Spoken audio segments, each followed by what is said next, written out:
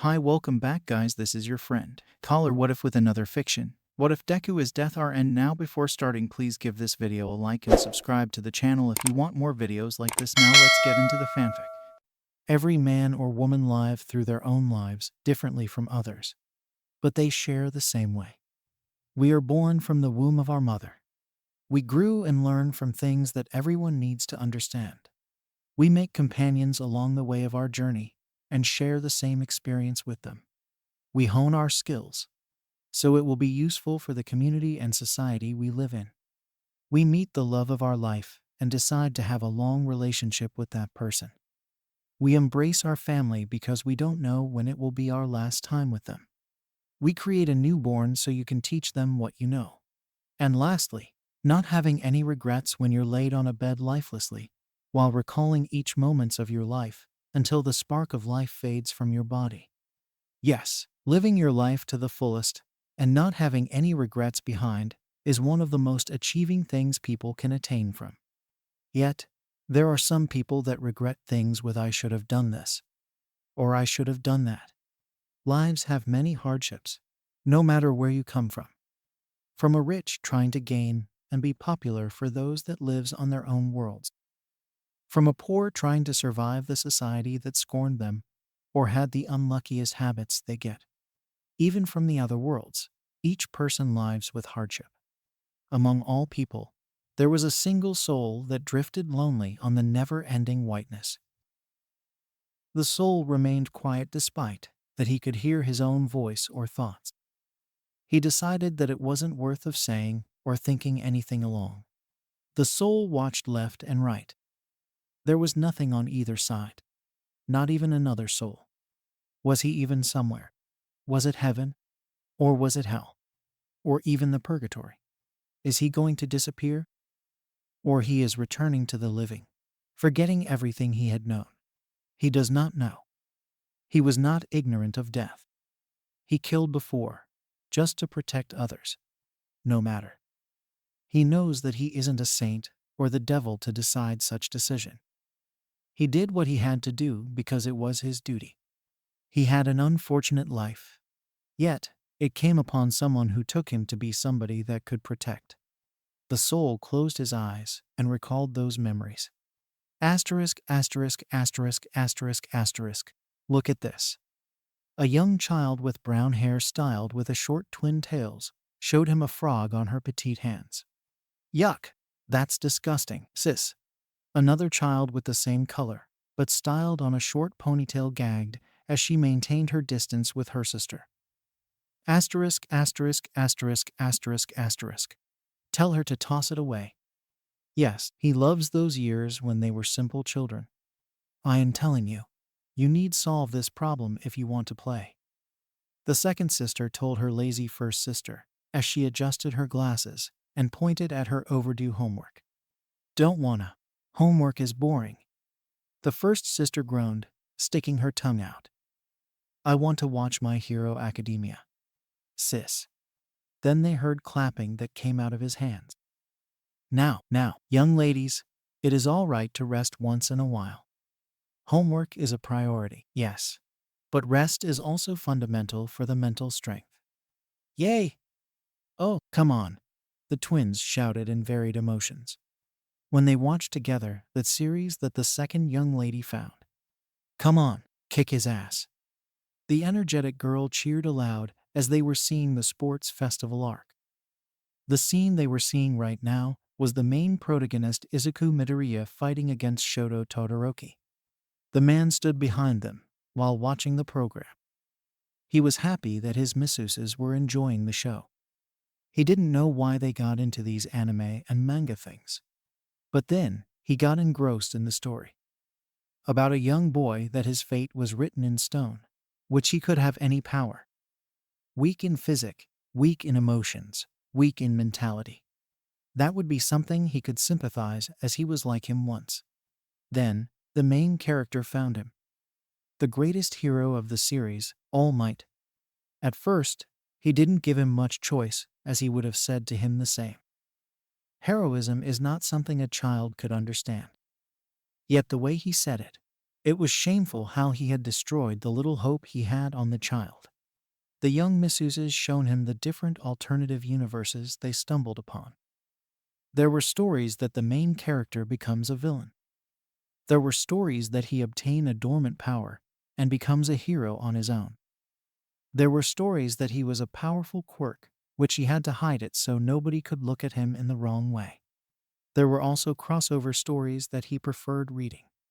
Better yet, he had to stop their misuses to read those hentai things they found once and other. Materials they got. At the end, all things that starts has to end. Alwa. MHA finished. The first Mrs., which she grown up to a beautiful woman with long silky black hair, wearing glasses that shone her brown eyes, sighed. Well, it was good while it lasted. Yeah, I hope that the Horikoshi-sensei think of some new material. The second Mrs., which she also grown into a beautiful woman, except that she is the opposite of her sister. She was more energetic than usual, had short black hair, light brown eyes, and tiny freckles. My Hero Academia was the biggest series made by him. The first Mrs. raised an eyebrow at her sister. And why are you calling Horikoshi-sensei? We're Western while he's Eastern. It doesn't make any sense. The second Mrs. scoffed. It's the manner, sis. He's Japanese, so we will say it like Japanese. The first sister looked at her flatly. That doesn't make any sense. She deadpanned. No, you don't make any sense. Why you? Both siblings were twins. They didn't share the same personality, but it always came into an agreement whenever they disagree or need a solution. While they wore differently or same, just that the palette of their outfit would be different. One wore a sun pendant, while the other wore a moon pendant around their necks.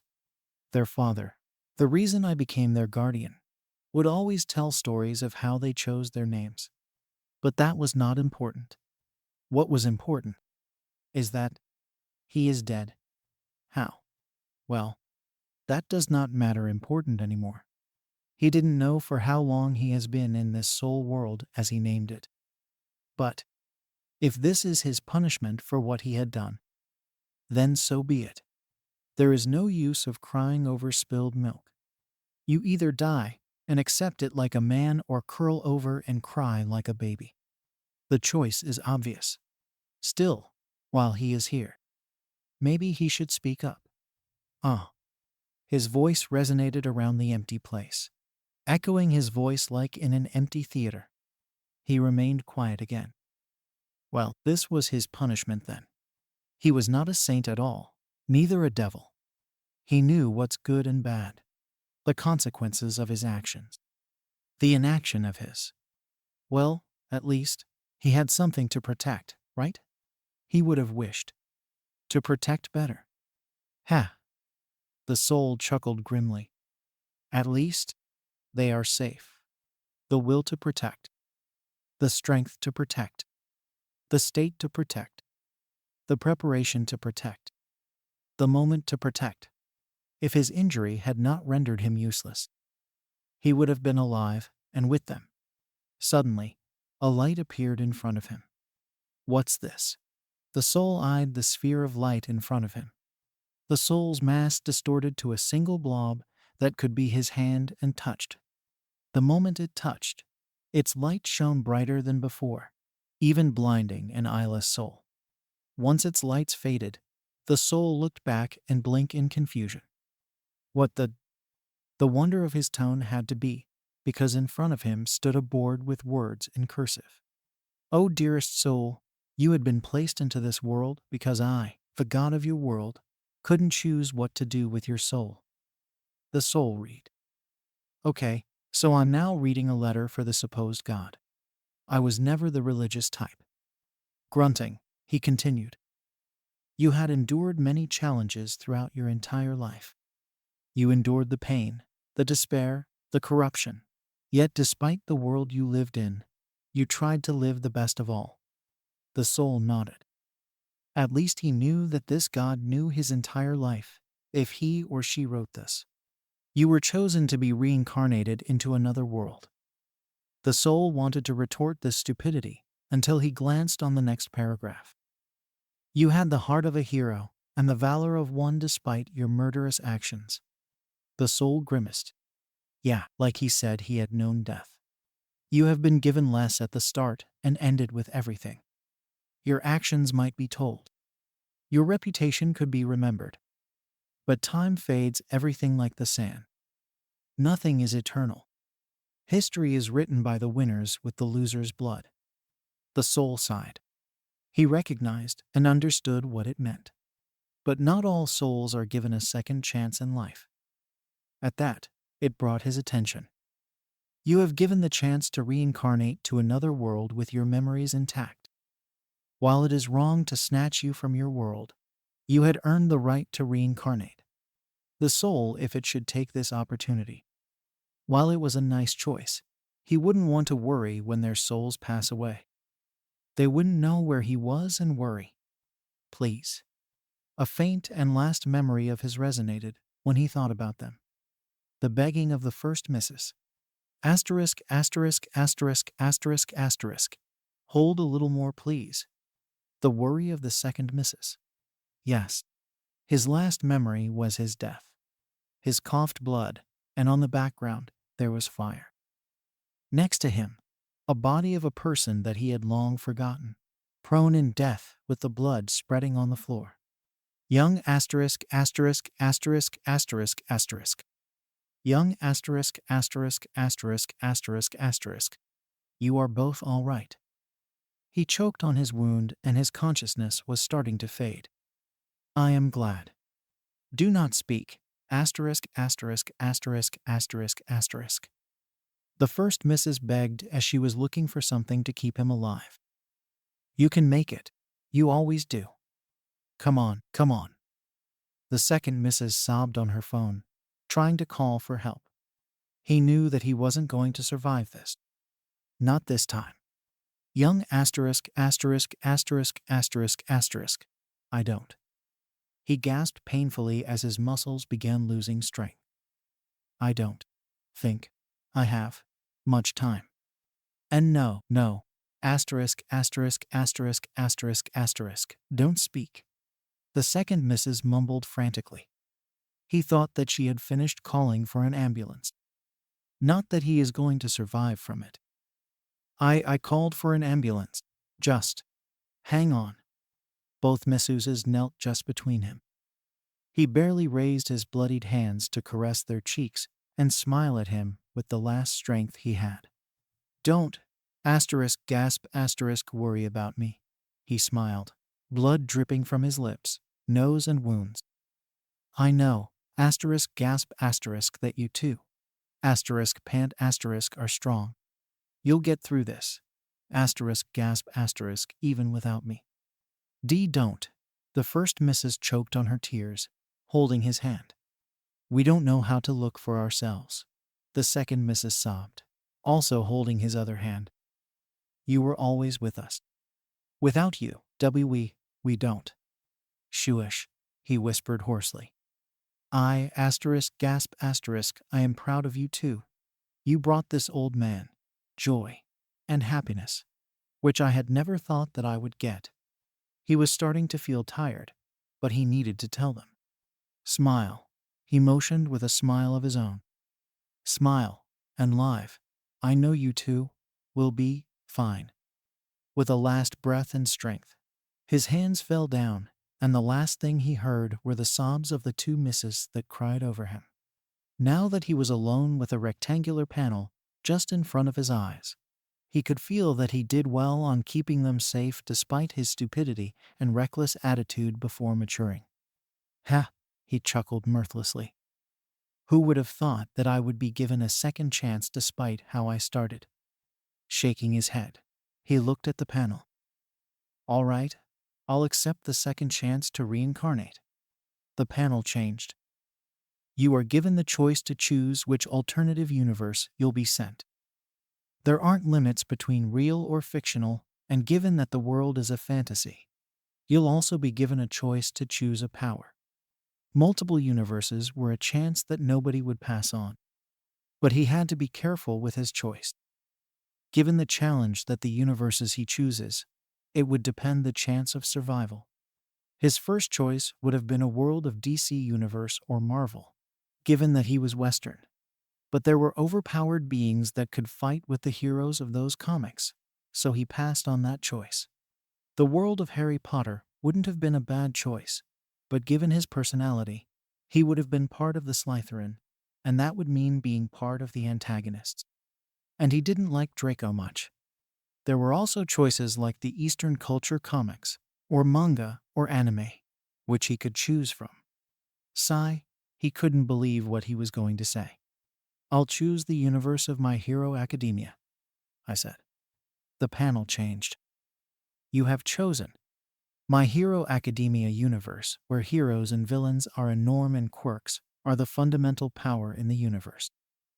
You have been given 4 quirks after analyzing your history. Elemental Dragon. As a mutant-type quirk, your form will be given of a dragon. You will be able to chance between human, hybrid, and full dragon. You'll be able to sprout wings and fly over for a period of time depending your training. Your form will endure the most harsh punishments because of your hard scales. As an elemental, you are capable to control any elements and even combine them. Disadvantages. You won't be able to control your mutation at early stage. You'll be tired more often as you overuse your quirk in rare cases. You'll lose control of your mind going into a berserk state. Elemental Dragon. Huh, I muttered quietly. Would that be because of my temper? Correct. If he still had eyes, he would have looked at it flatly. Right. Let's see my other options first. Oni. As a mutant-type quirk, you will look normal, but your height and size would be different as the age goes on. You will sprout horns and get the strength of a full-matured Oni. You'll be capable of controlling the energy inside your body to create lightning and fire. Disadvantages. Capable of injuring others with your Goliath strength, if not controlled. You'll get weary if uses too much energy of your body and many muscle aches. Given the explanation, that would have been the time that I injured my colleagues accidentally. I don't know. Next. Magic Eyes. As an emitter-type quirk, you'll be able to switch on-off your eyes as it would look like your sclera had turned black with the color of your eyes depending on what colors you were born with shine. Capable of moving objects and people with mass like telekinesis on your sight. You'll be able to fly or hover with your telekinesis and even summon skeletal beings with unique abilities. And lastly, you'll able to use the rare power teleportation capable of teleporting every known place you had remembered. Disadvantages. Overusing your eyes could render temporal blindness and migraines. Somehow, this quirk is more of a joke quirk of a character I remember. I deadpan. If only I could control bones, and there would be the joke I've been thinking of. Armory. As a emitter-type quirk, you are capable of constructing any weapons such as firearms, bladed and blunt weapons, bombs, even ammunition from lethal and non-lethal ones, and even nuclear and laser weapons. Disadvantages. Like the creation quirk, you'll have to use your fat cells to create your objects, but it would also use your stamina given the size of the weaponry. Well, I've been good using weapons through my entire life. He shrugged indifferently. He would have chosen body arsenal, but given that he needed to get a permit to use a gun or any kind of weapon in the middle of a city, he'll have to pass on. Still though, he wouldn't be able to choose between the first 3s, as there were pros and cons that he could exploit on them. Decisions. Just as he was about to choose one, a new panel formed up. Given that the decision is hard, God has given the chance to choose 2 quirks, which will merged on. The soul blinked in surprise at such chance. Well, as the saying goes, don't look a gift horse in the mouth. He sighed. At least, that is a desirable choice for me. First of all, he needed to be careful with the main antagonist and mastermind of all dangerous villains. All for one. He needed to think which of all 3 quirks would be the desirable choice for him to be capable of fighting against any of his subordinates. Each quirks had their advantages and disadvantages. looking at the advantages. Elemental Dragon and Oni would be desirable against close combat battles, which he would be able to win if he thinks it through. As for the magic eyes, he had the advantages of summoning and having them fight close combat, while he gave them support with his telekinesis and teleportation. On the other hand, the disadvantages were just as he suspected. While Elemental Dragon and Oni's disadvantages were capable of lessening their weaknesses, Magic Eyes' weakness of temporal blindness and migraine wasn't something that it is capable of making it better, so he'll have to use it sparely if given the moment. He thought. He thought more. He thought harder. Until he had his answer. Have you chosen your quirks? The panel had asked for the 10th time, and he repeatedly answered with a not yet, but this time he had his answer. Yes. Once he had chosen his quirks, his vision had darkened, and he himself slept. Oh. He did not know for how long he had been sleeping. He twitched rarely, and he could hear some faint voices which he reacted instinctively. He felt like he was in an enclosed place, and as the time goes, he could feel that the space he was sleeping on was becoming uncomfortable. One day, he didn't know how long, he felt like the liquid around him disappeared, and the space around him twitched, and he could hear a faint shout of pain. He didn't know, but he slept on until he felt like he was being pushed to the bright hole. Once he was out, his first instinct as a baby, which he had known for some time, was crying. He could feel a towel covering him and placing him somewhere to check on him. After some time, he could feel being lifted up and bring him to his new parents. His eyes weren't used to the light yet, but his hearing could grasp what they were saying. Congratulations, it is a boy. A voice cheered just he handed him to his parents. He blearily opened his small and untrained eyes, barely catching sight of his parents. Honey, look at him. Isn't he a handsome boy? A male voiced out, proud on his tone. Yes, a female voice gasped wearily, having him out of her womb and finally being able to rest. He looks just like you. And he has your eyes. His new instinct had him cry again, and his new parents cooed him to sleep. Not that it embarrassed him. Just as he was about to sleep, he last heard them. What should we name him? His father spoke up. We should call him. That was the last thing he could hear before sleeping on, inwardly happy that he had now a new life and family. Having lived the second life, he had a hard time living with an infant body.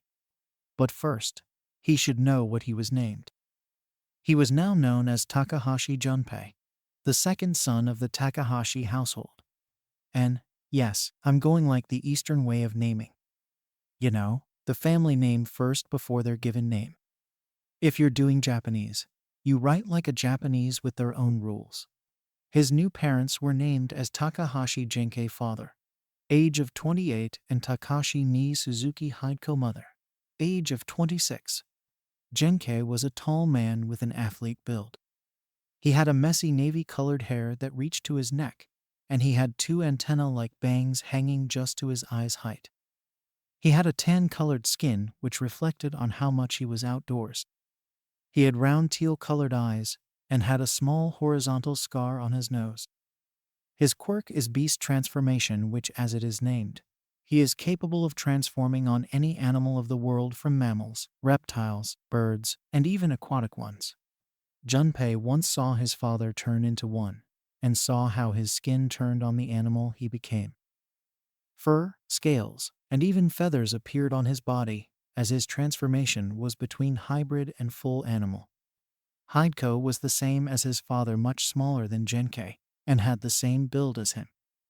She had long light purple-colored hair that reached her back. She had almond-shaped eyes with her eyes colored in amethyst, which Junpei still can't believe, and get used to that, there were people with colored hairs, as it wasn't something you saw every day. She had fair skin, but he had once saw her mother having a nasty scar on the side of her abdomen.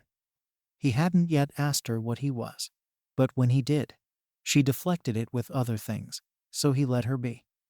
Her quirk was called Magnet, which she can attract and repulse any kind of metallic objects.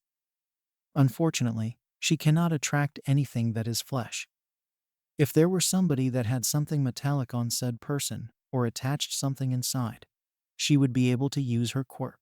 Many would think that her quirk would be a disadvantage against close combat opponents. But when he saw her mother slap her father for something they had flirted in the house, which weighed more than her, she did indeed send him crash on the ground, and seeing that Genkei wasn't fazed at all, it seemed to be a norm. From what he had gathered, both parents are heroes, except that Hideko has to temporarily retire from her injuries. He didn't know if that was before or after his birth, but he'll get his answer one day. Next up were his siblings, Takahashi Keiji first son, age of 6, and Takahashi Fumiko first daughter, age of 4. Keiji had a mixture of navy blue and purple colored hair, which he styled into a short messy hair. His eye shape was in the middle between round and almond, and it was teal just like their father. His quirk was Power Beast, which was different, and yet same with Genkei's beast transformation. While he could transform into an animal, it didn't mean that he was capable of obtaining the strength, speed, and flexibility of any animal. Think of him as the male version of Vixen of the DC universe, except that he didn't need the collar to be able to be any beast, real or not. Fumiko, like their mother, had purple-colored hair styled into a small ponytail. Her eyes were rounder than almond-like, and had a white tail hanging on the back on her waist. By that was because she had a quirk called Divine Fox, which basically, if he could remember the Japanese mythology, it was considered as a kitsune. From what he understood, she is able to use many kind of magic divine or evil kitsunes were famous for. If he remember well, it were shapeshifting, possession, fox fire, star sphere, dream manipulation, flight, invisibility, illusion creation, mind control, contemporary control, and more. But from what he had seen, she can only use shapeshifting, dream manipulation, and illusion creation. He didn't know if she'll be able to do more, and the only reason that he knew about dream manipulation was because he had heard once Keiji chasing madly at Fumiko for ruining his dream as she ran away giggling childishly. Both siblings were like oil and water in many cases, but they were together as family when they were needed. Awa, look how chubby Junpei's cheeks are, Fumiko cooed, pinching his cheeks. I'm gonna be the best Aniki ever, Keiji stated proudly. Well, in this case, they were in agreement that their little brother was the cutest thing in the world and were coddling him. Which basically he was in an uncomfortable situation. While he had the body of a baby, his mind was of an old man, and the act of familiarity was not something that he was best at. He was probably better when he did it to his two misses he protected. But being the one to be receiving this kind of love was extraterrestrial. But to not let them think that he was an oddball for not reacting, he had to pretend by babbling cutely despite his vocal cords hadn't reached maturity, and got them into his clutches. For the sake of not getting their attention, he thought as he continued playing with his siblings. But for the most part of his life, he couldn't do much because of his lack of motor skills and the embarrassing moments to be trained to potty. Year 2275, 2 years later, age of 2. 2 years had flown by as he was still incapable of doing anything with his infant body. Alas, he had managed to walk on his own and talk, although sounding more of a babbling than actual talking, and go to the bathroom alone. Still, living off with a family which he grew up as an orphan in his previous family wasn't so bad. He had slightly grown up as his hair began growing, which he discovered that he had navy-colored hair just as his father, and had almond-shaped eyes and amethyst-colored pupils just like her mother. There wasn't any physical changes, yet as his quirks hadn't yet developed. So until then, he had to be patient and live his life. Junpei-kun. His mother's voice brought him out of his thoughts as he stayed in front of the TV alone as Kenji and Fumiko were at school while his father was at work. Do you want to go to the park? He didn't have much to do apart from watching TV, working on his motor skills, and even planning. Shrugging inwardly, he answered, Yes, Mama. With that, He and his mother were walking outside around the neighborhood. We arrived at the park, and he saw many children playing around and parents chatting among each other. Hideko-chan. We turned to the voice, and Junpei's eyes widened slightly when he recognized the two people that were calling his mother. The greenette slender version of Midoriya Inko, user of attraction of small objects, and the ashen blonde woman, Bakugo Mitsuki, user of glycerin, standing together. Did my mother know them? Junpei thought incredulously as they walked toward them. Hey, Inko-chan, Mitsuki-chan. It's been a while since I last saw you two, Hideko said friendlily as Junpei stood behind his mother in curiosity. I had no idea that my mother knew the mothers of the two main characters, Junpei corrected hurriedly, eyeing both women in wonder. Hideko-chan, it's been a while, Inko said happily to her old friend. Sorry, I couldn't contact with you two for a long time. Hideko apologized with a sad smile. I've been very busy with work, and I'm now able to rest. Of course you were busy, Mitsuki chortled before sobering and looking worried at her. Still though, how's the injury? Hideko caressed her injured torso. I'm getting better day by day. I knew that working as a hero was dangerous, and I accepted it. I was worried when I thought that this injury would render me unavailable to have more kids. She smiled warmly when she looked at her youngest. At least, I'm going to have that dream of me having a big family. Inko and Mitsuki finally noticed Junpei. Is he your other kid? Mitsuki asked. Yes, he's Junpei. She introduced me to them. Say hello to them, Junpei-kun. He slowly walked up to them and bowed politely. Hello, I am Junpei Takahashi. Nice to meet you, he said.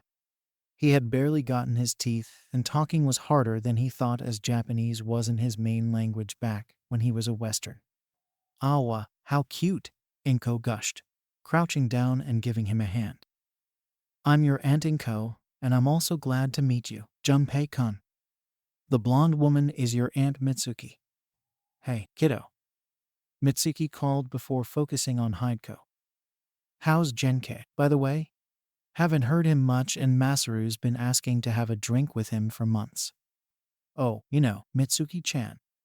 Genkei is working hard with his job and doesn't have enough time to rest unless his sidekicks tell him to take a break. Hideko giggled. And the time he gets a break, you two end up with a second son. Mitsuki chuckled. Well, Hideko caressed Junpei's head with a warm smile. Genkei is passionate, and I know that he also wants more kids. Who knows? Maybe I'll have another kid in a few years. Ha! I bet you'll get another kid, Mitsuki chortled. Having the grown-ups, ironically, he was one to chat. They then heard two voices on the playground. Come on, Izu. Let's go and play heroes and villains. An ashen blonde kid suggested with a green-haired kid following behind. Wait for me, Kaken. Junpei immediately recognized them. Midoriya Izuku and Bakugo Katsuki were playing around cheerfully without the usual spat. Junpei was used to see them. Katsuki was at the age that his quirk explosion haven't yet developed, while Izuku has yet to be depressed because he was going to be diagnosed as quirkless. Unknown to him, he was staring at them, and the three mothers had noticed him, and Inko smiled. Would you like to play?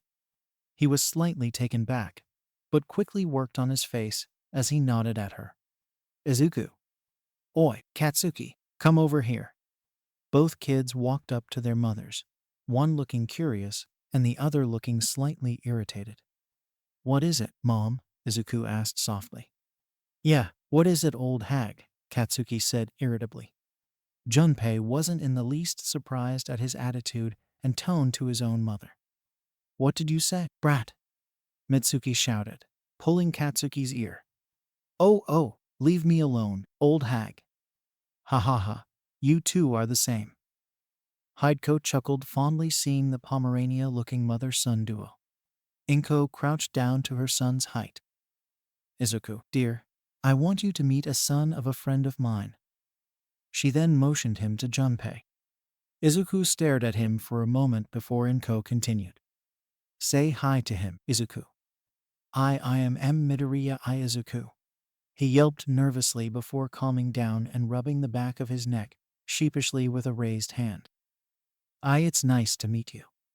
Junpei smiled at him, knowing that he was this innocent, and he was excruciating friendliness. He accepted the handshake and smiled at him. It's nice to meet you too, Izuku. I am Junpei Takahashi. And I'm Bakugo Katsuki, the ashen blonde kid proclaimed. And I'm going to be the number #1 hero. Nice to meet you too. We were going to be heroes and villains, Katsuki continued, sounding friendlier than he ever thought of. You want to play? Sure, why not? Junpei shrugged. With that said, the three kids ran to the playground and began playing.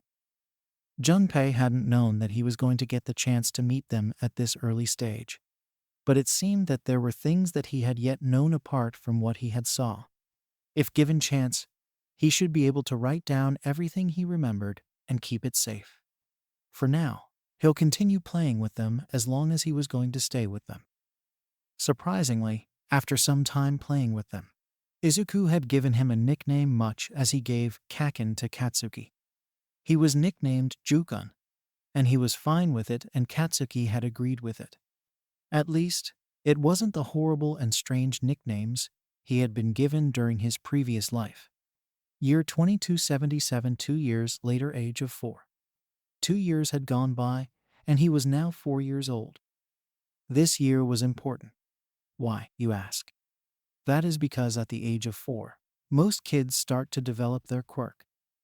The first one among the kids of the kindergarten, which he started to attend with Izuku and Katsuki, was, as all we know, Katsuki. He had started to pop small explosions on his palm, and many kids as adults were awed at his quirk. Hey, look at this. With these, I'll be the number #1 hero, Katsuki declared arrogantly. Much to Junpei's dread, the other kids and the teachers were fueling his ego by praising and cheering him. So much potential going to be wasted by his pride, Junpei thought grimly. He had tried. He had tried to lessen the praises and trying to get Katsuki's head straight. But Katsuki had brushed him off, and they had fought off, which Izuku tried to work it out. It slightly worked out with the help of their mothers, but the relationship had been not the worst, but not for the best. Weeks after, Junpei finally got the first quirk he had chosen. After speaking with his parents, he had gone to the doctor with Hideko to check on his quirk. Fortunately for him, it wasn't the same doctor he remembered that checked on Izuku. My goodness. This is the first time in my career as a doctor that I had witnessed it. The doctor bellowed shockingly. What is it, Dr. Harada? Hideko asked, slightly concerned if her son hadn't gained any quirk. Coughing, slightly embarrassed of his reaction, the doctor answered calmly. Miss Takahashi, there is nothing wrong with your son. He is perhaps the first patient I had looked at and discovered something extraordinary. How so? Well, from the start, you should know that most kids at early stage who lack the second pinky joint, which only people without quirks are born with, start to develop their quirks at the age of 4 or so. Dr. Harada explained. As it is, we doctors check also if the kids have some kind of mutations, as mutant-type quirks generate different cells, which they'll start to shift into their quirks. Few manage to gain their quirks earlier than anticipated or at a later age. But your son, Miss Takahashi, I have checked 3 times his checkups, and I noticed that your son's genetic cells are developing. Not only 1 quirk, but 2. He has a unique case. Really? Hideko gasped in surprise. Yes. Dr. Harada nodded vigorously. As you might know, there are cases that their kids inherit one of their parents' quirks or both. Rare cases, their offspring can develop a new one.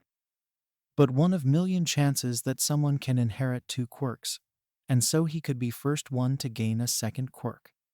So, doctor, do you perhaps know about it? Hideko asked. That's the thing. Dr. Harada began, cleaning his small lenses with a handkerchief. I do not know about it as it is the first time I heard it. I can theorize that one of the quirks will come soon, but the other might reach at a latter age, such as the late bloomers. Hideko glanced at Junpei, who had been quiet in the entire talking. He, meanwhile, had been tuning out everything his mother and the doctor spoke about, as he didn't need to hear which quirks he would get. He had specifically chosen those two, and he knew how to use them even before he got them. The only thing he had to be worried about was to train them to the point that it was easy as breathing. Junpei-kun. His mother brought him out of his thought as he looked at her blankly.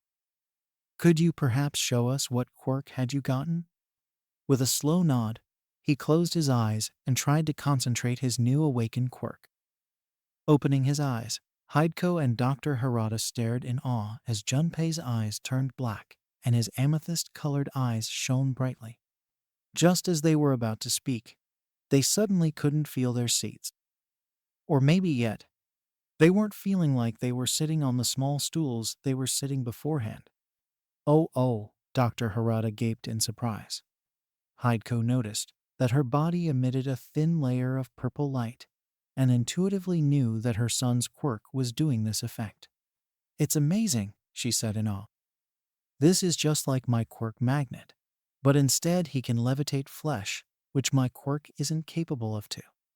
I think that your son's quirk can levitate anything that has a mass, Miss Takahashi.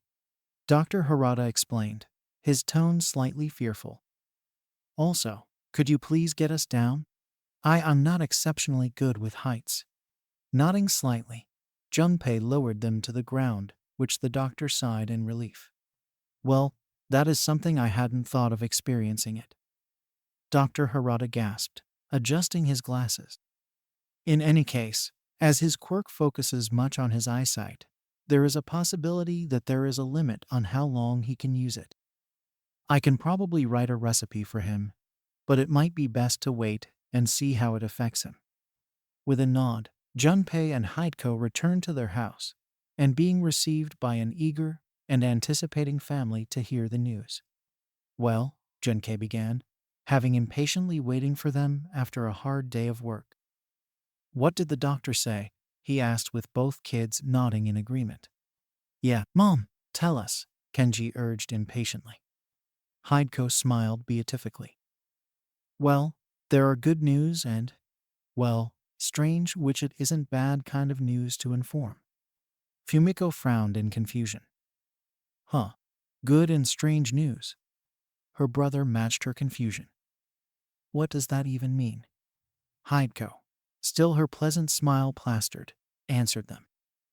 Well, the doctor explained us that Junpei-kun is going to have a quirk per se. The kids immediately cheered, hugging their youngest brother. Yay, Junpei-kun is going to have a quirk, Fumiko said joyously. Way to go, brother, Kenji chortled happily, ruffling Junpei's head. Stop it. Junpei half-whined, as while he was an old man in a miner's body. His premature body reacted accordingly as his feelings. Their parents watched the scene in amusement for a moment before Genkai glanced at Hideko. While I'm happy that Junpei has a quirk, what is this strange news you mention, Yu-chan? The smile dropped down, and she gave a thoughtful look. Well, according to the doctor, she shook her head and looked at her children. Junpei, dear, why don't you show your quirk to the others? The kids stopped cheered, or in Junpei's case whining in embarrassment, and the newly quirked kid nodded. Closing his eyes, the family sans Hideko watched in anticipation what kind of quirk Junpei had gained. Opening his eyes, Genkai, Kenji, and Fumiko gasped in awe that Junpei's eyes turned black with his purple irises lightening like a beacon. Before anybody could speak, they suddenly felt their feet losing the feeling of the floorboard. W.O.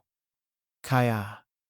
Huh, Genkai mused, cool like a cucumber even though he was floating on the air. He silently glanced at Hideko, who hasn't floated like them. It seems that Junpei had inherited a version of your quirk, but instead he is able to float objects that has flesh. The doctor mentioned that it was mostly objects or people that has mass. Hideko explained, watching in amusement that her kids stopped freaking out and began pretending to be flying. We still don't know the drawbacks of it, so we can assume that once he reaches his limit, he might be fatigued or render temporal blindness.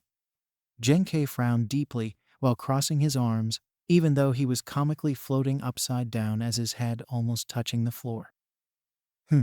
That is something we have to work on, he mused quietly before clapping his hands. All right, we will work this on another day. Now, let's celebrate Junpei's quirk. Yay! Both children cheered. You can lower us down, son. Alwa. Once they were lowered, Hideko continued. Still, that wasn't what I was going to tell you, she said, gaining the family's attention. The doctor had told me that Junpei is a special case because, well, that is because he is going to have a second quirk in a few years. That shut them up completely. Their eyes widened in shock and stared at Junpei. A second quirk? Kenji gaped incredulously. Wow, Fumiko mumbled before raising her voice. That's awesome. As the children continued talking, Genkei walked next to his wife. Did the doctor tell you something else? He asked, continuing with their previous conversation. Hideko shook her head. No, mostly because this is the first case that somebody had gained two quirks. Inherited or mutated quirks are normally how it is, but she glanced at her youngest son. There hasn't even ever a time that somebody had carried a second quirk, although she instinctively placed a hand on her fading injury. Genkei placed a hand on her shoulder and squeezed in assurance. Don't worry for now. Try to recuperate for some time before thinking about work. Your sidekicks are working in your place, and they are holding the district just fine. She nodded. Yeah. Unknown to them, Junpei had heard them and pondered their words. It felt that it was something important, and he knew from his years of experience that these kinds of conversation ended up having him meet the challenge head-on. So, Genkei's voice and clap brought him out of his thought, and the children looked at their father. While Junpei has earned his quirk, the problem now is naming it. Oh, right. Keiji pounded his fist on his open hand in realization. That's important. What do you think, sis? Fumiko crossed her arms and hummed thoughtfully. Well, his eyes light up and darken whenever he uses. Why not magic eyes? Everyone turned to Junpei, who had suggested the name. Unknowingly for them, the name had been before he was born, and since he had chosen two quirks, it may be better for him to combine those two quirks with a different one. Why not? Genkei said. It is slightly better to be called telekinesis or something else, as there are few people that has that kind of quirk. Also, the doctor mentioned about a second quirk, so it would be better to change it later. Hideko added. That's right. Then it is decided. Let's celebrate Junpei's quirk. Yay. Wash your hands beforehand. Yes, Dad. Oh. The day after, Junpei made his way toward the kindergarten and announced that he had gained quirk, which most kids, Izuku and Katsuki included, asked to show them his quirk. After discovering that his quirk was related to telekinesis, the kids were on him and asking him to make them fly again, but fortunately for him, the teachers had stopped them to continue with their daily routines. Unfortunately for him, the teachers were amazed and cheered for him much like how they acted with Katsuki, but he tuned them out as it would only render him stupid and overconfident, which he didn't need to be soaked in their words. Still though, making them fly around with Izuku and Katsuki included, they pretended to be heroes. While most people would think that it is troublesome to do it, Junpei thinks of it as training. He could discover what's his limits and stretching his duration, which it would be a bonus during battles and trainings. He watched as Izuku squirmed impatiently, waiting for the day of his examination in anticipation. He felt slightly guilty that when he discovers that he is quirkless, his dream would fall down. Are you nervous, Izuku? Junpei asked, while the other kids were playing around. Why, yeah. Mum said that next month I'll go to the doctor and check if I have a quirk, he said, his eyes shining like a beacon of hope. Then I'll be able to be a hero like you and Kaken. Junpei gave him a forced smile, which luckily he didn't notice. That's good, he answered, trying to not sound forced. We then heard Katsuki scoffed amusedly. Don't be an idiot, Jokan. Junpei still was not used to hearing him use a normal nickname, but quickly shook it off. While you two think that you are capable of being a hero, I'll be the number #1 hero with my quirk, he declared confidently. Rolling his eyes, Junpei sighed. Whatever you say, Kaken. Yes, he had been using Katsuki's nickname for some time and still wasn't used to. Kids' nicknames will stuck with you forever, no matter how long you try to forget. Still though, he'll be able to tease him with his nickname in the future. But for now, he'll be happy with what he has. Oh. Days passed by and summer had begun. Katsuki had bragged that he could do anything better than the others, but the first person that he bragged on was Izuku. Ignorant or innocent of his action, Izuku accepted it either way, but Junpei wasn't happy about it. On day, they were playing with another 2 kids with a ball in the park. Katsuki showed them how good he was with the play, kicking and making tricks with it, which he ended up bragging and relishing the praises of his 2 lackeys. Junpei wouldn't even think that these 2 were friends and were more like lackeys. Izuku had tried to play with the ball too. Unfortunately, he wasn't at best with it and eventually fell on his buttocks. The 2 kids that joined Katsuki laughed at him, including Katsuki. Izuku, you really can't do anything, can you? Katsuki asked, holding his orange ball under his arm. Kaken, that was mean. Junpei disapproved completely. Hey, it's not my problem if he couldn't do it, he answered, which then raised a green bucket with Izuku's name. See? You can read the characters for Izuku as Deku, you know. The 2 kiddos were awed at Katsuki's ability to read. Kaken, you can read? You can't? Katsuki scoffed before looking at Izuku. And Deku means someone who cannot do anything. Hey, watch it, Junpei warned, putting in front of Izuku. That is not how a hero should act. Katsuki narrowed his eyes at him, but did not do anything. With a single scoff, he went on his way with his 2 lackeys behind. Shaking his head, he turned around and looked at Izuku. You all right? Izuku nodded quietly with a forced smile. Why, yeah, thanks, Jukun. You know that you need to step up if you don't want to be treated like that, Izu. Junpei sighed. Fortunately for being a kid was that his brain absorbed information quite quickly, which with the mind of an adult, he abused of it and tried to be more intelligent. Why, yeah, I know, but it's Kaken, so, he hedged uncomfortably. Junpei sighed again, this time dropping this down. I know, Izu, I know. But you must understand that Kaken is, well, Kaken. There is a limit of how of a butt he can be. Of course he wouldn't curse in front of him, and if he ever was going to be blamed, he can pass it to his brother, as he had heard him curse one in the middle of his game. Really, for someone that was told not to curse in the house, Keiji can really be stupid sometimes. Yeah. Well, let's go and play something. That'll cheer you up, Junpei grinned, trying to cheer him up. A small smile formed on Izuku's face, and it was a small win for him. Another day passed by, and they were now at the river skipping stones. Most of the kids that joined Katsuki made 2 or 3 skips before the stones sunk down. Katsuki himself. Izuku tried next, but with the lack of skill, the stone immediately sunk down without any skips. Which, unfortunately and expected, Katsuki and his lackeys began laughing at him. Junpei frowned in disapproval before grabbing one stone on the ground and stood quietly in front of the edge of the river. The mocking stopped at once, and he had gathered their attention. Good.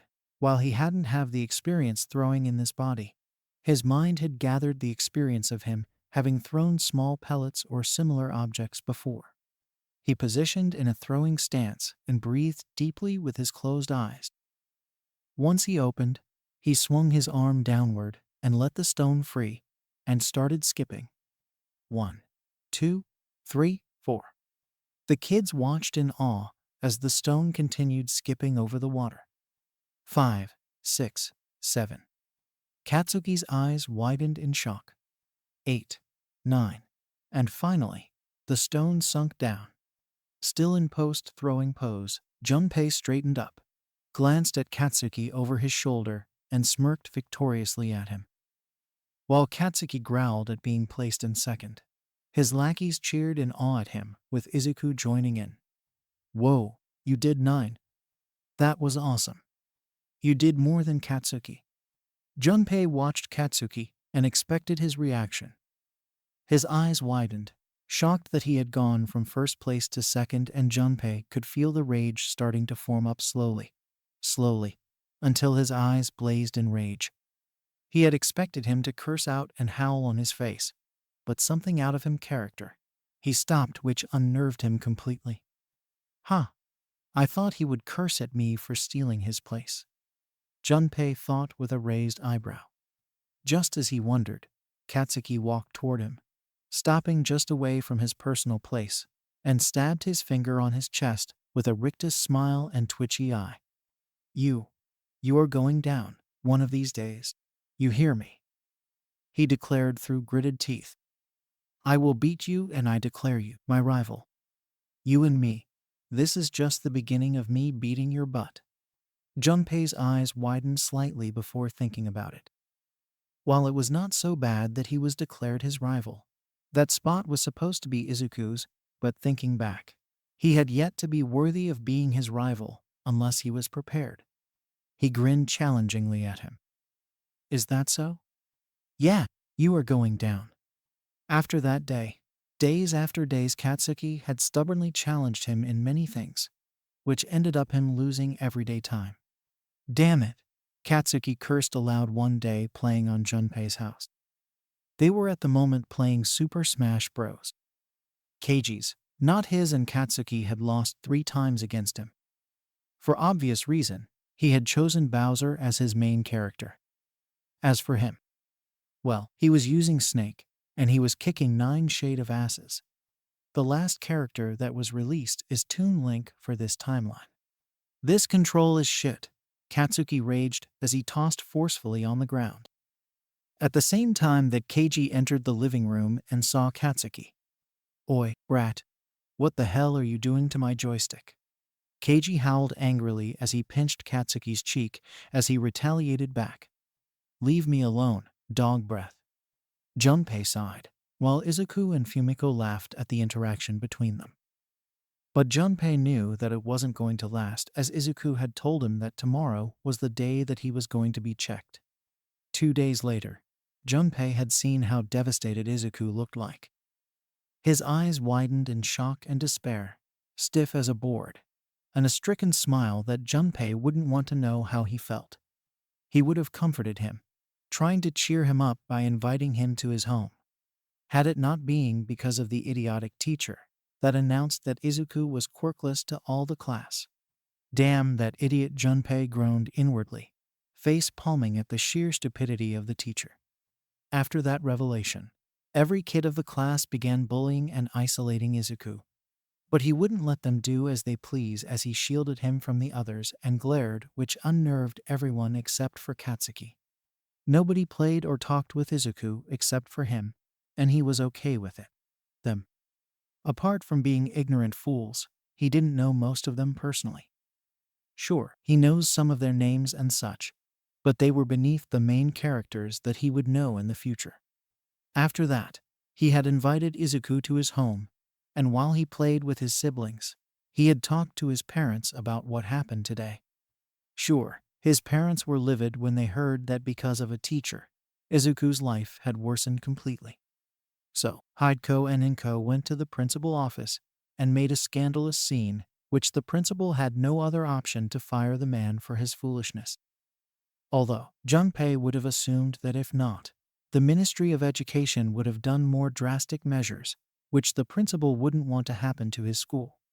But nothing could be done as the mark has been carved on the stone, letting Izuku's confidence drop down marginally. But Junpei won't let that happen, even if Katsuki continued reminding him of his quirkless status. Nevertheless, their friendship had slightly gotten better, for the better words, and Junpei had tried to lessen Katsuki's cockiness and growing Izuku's confidence. It had yet grown something that it is noticeable, but it will do time. But that relationship sunk down again when that day occurred. Junpei, Izuku and Katsuki had gone with another two of Katsuki's lackeys to catch beetles. Katsuki, as always, decided to lead the group while waving a small branch of wood, while his two lackeys followed behind. Izuku and Junpei stood on the rear, but followed on their paces to not get left behind. They reached to a mossy log and Katsuki began walking on the surface, but he lost his footing on the slippery surface and began falling down. In panic, everyone cried out in shock at him falling, but Junpei quickly used his quirk to lessen the fall without saying that he was using his quirk. Either way, he fell with a quick splash and Junpei noticed that he wasn't injured. The two lackeys sighed in relief, but Izuku descended quickly and Junpei followed behind. The lackeys, ignorant that Izuku and Junpei had gone down, called out if Katsuki was injured or so. Katsuki had brushed off braggingly that he was fine before he noticed the greenette in front of him. "Are you all right? Can you stand?" Izuku asked worriedly, offering him a hand. Junpei stood not far from them.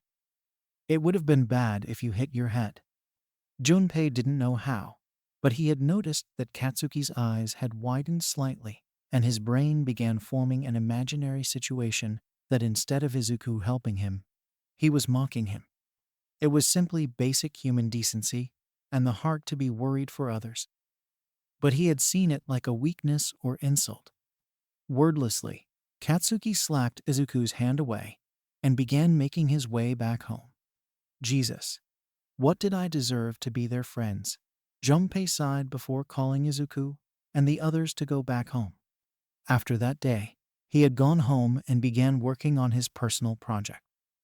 He had begun to train the other aspects of his quirk before the second began surfacing on his body. His first power of telekinesis wasn't so difficult to make use of, as he had many times to train while it was counted as chores, helping his brother and sister. The time he uses has drastically raised up, and his migraine had lessened down marginally, which he can use it for an hour and a half. The next one had been summoning some sentient skeleton skulls, but nothing had happened. He had yet to feel something from them, and he sensed that either his summons weren't ready yet or have yet to wake up. After that, he had come up with the last thing he remembered about his magic eyes quirk: teleportation. Well, he knew little about that quirk, as he remembered only one character that had a teleportation quirk, and he was on the other side of the law. Still though, teleportation was a useful quirk, and the rarity made it quite clear that it was advantageous in many ways. He would try to think about it during battles or how he could use it. If he recalled what he had read about the description of the teleportation, he had to think about a place that he wanted to be wherever he wanted to appear. He hummed quietly while staying seated in the living room, watching TV. His father had arrived early from work and stayed with his mother at the kitchen. Keiji and Fumiko were doing their own things in their respective rooms until Hideko walked out of the kitchen to call her children. "Kids, it's dinner time. Go and wash your hands." "Yes, Mom," they all chorused in sync while making their way to the restroom. Once seated, Junpei's mind had tuned his family most of their conversation while he mindlessly ate and thought at the same time. Teleportation. If I imagine the place I want to be, I should be able to get there, Junpei mused in contemplation. Let's see if I can teleport between Izuku's or Katsuki's house. He then began putting the image on his head, standing in front of their houses. The image of one of the houses appeared inside his head, and he could feel the pull to appear in front of one of them, and just as he was about to blink there. "Mom, can we go to the park to play?" Fumiko's voice turned his image into the park, that the family recognized daily, and in the sudden form, Junpei disappear. Clank. The Takahashi household watched in dumbfounded that where Junpei usually sat to eat with them suddenly disappeared, and his chopsticks had clattered on the table, with the owner nowhere to be seen. "Junpei!" Keiji shouted, bolting onto his feet, the family joining him at gasping in disbelief.